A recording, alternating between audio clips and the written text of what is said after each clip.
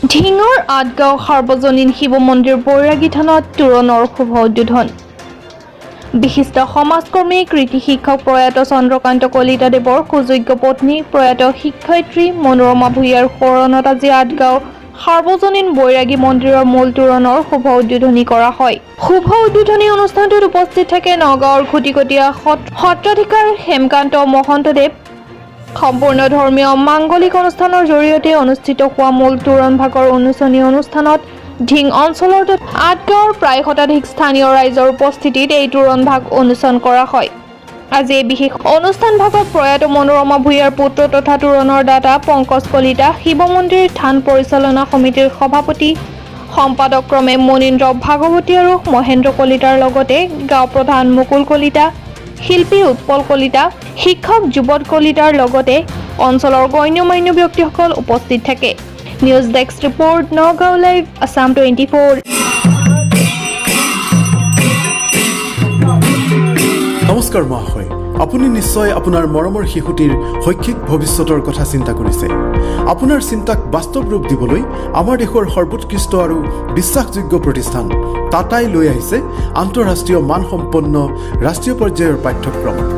অতি কম খৰচত সম্পূৰ্ণ ডিজিটেল পদ্ধতিৰে গুণগত শিক্ষা প্ৰদানৰ বাবে নগাঁৱৰ পলাশনীত গঢ়ি উঠিছে টাটা জিনিয়াছ কিডছ। নামভৰ্তি চলি আছে।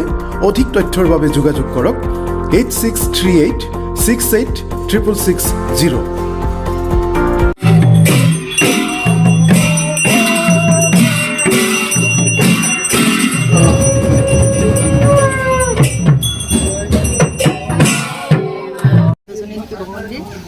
বৈৰাগী থান আমাৰ ঘৰৰ লগত এটা উপকৃত সম্পৰ্ক।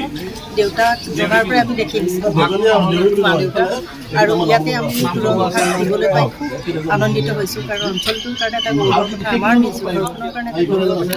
ভাইটিয়ে দায়িত্ব লৈ এই কামখিনি সমৰ্পণ কৰিছিল। আমাৰ সকলোৰে সহযোগিতা আছিল, সকলোৰে সমৰ্থন আছিল আৰু আজি দেখি পেলাই বহুত উৎফুল্লিত হৈছোঁ।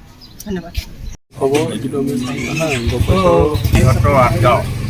আজি বৈৰাগী থানত যি আজি এটা কৰ্ম অনুষ্ঠিত কৰিব, সেইটো কাৰণে আজি আমি আজি আঠগাঁওবাসী হিচাপে গৌৰৱ অনুভৱ কৰিছোঁ। এটা পবিত্ৰ কাম, যিভাগ কাম 1888 চনতেই ঢিং সাৰ্বজনীন এই শিৱ মন্দিৰ ভাগ স্থাপন হৈছিল যদিও মূল দ্বাৰভাগ আজি পৰ্যন্ত হোৱা নাছিল। আজি অন্ততঃ আমাৰ ঢিঙৰে এজন সুযোগ্য সন্তান শ্ৰী পংকজ কলিতাই নিজৰ মাতৃ শিক্ষয়িত্ৰী মাতৃ প্ৰয়াত মনোৰমা ভূঞাৰ স্মৃতিত যিভাগ কাম কৰি আমাক দিলে, এই কামৰ দ্বাৰা আমি মন্দিৰ ভাগৰ লগতে আমি সমগ্ৰ ৰাইজ উপকৃত হৈছোঁ। অনুভৱ হৈছে আপোনাৰ? মই সঁচাকৈ এই তোৰণ ভাগ মই নিজেই নিজৰ গৰ্ব অনুভৱ কৰিছোঁ। মই এনেকৈ বহুত কাম কৰিছোঁ, কিন্তু এনেকুৱা ইমান এখন ভাল পৰিৱেশ, ৰাইজে ইমান সহযোগ কৰি পেলাই গায়ন বায়ন সকলো আই মাতৃসকল আৰু বিভিন্ন সত্ৰ অনুৰাগী ভক্তসকলক লগ পাই মই আজি সুখী। এনেকৈ আমাৰ যিটো পৰম্পৰা আছিলে সংস্কৃতি, তেনেকৈ গায়নে বায়নে কোনো এটা হেৰি নোহোৱাকৈ সকলো কাম সুচাৰুৰূপে যেনেকৈ যি কৰিব লাগে তেনেকৈ কৰিছে। এই ঢিঙৰ আঠগাঁৱৰ এনেকেই যাতে ৰাইজে আগলৈকো যিকোনো ৰাইজৰ কামবিলাক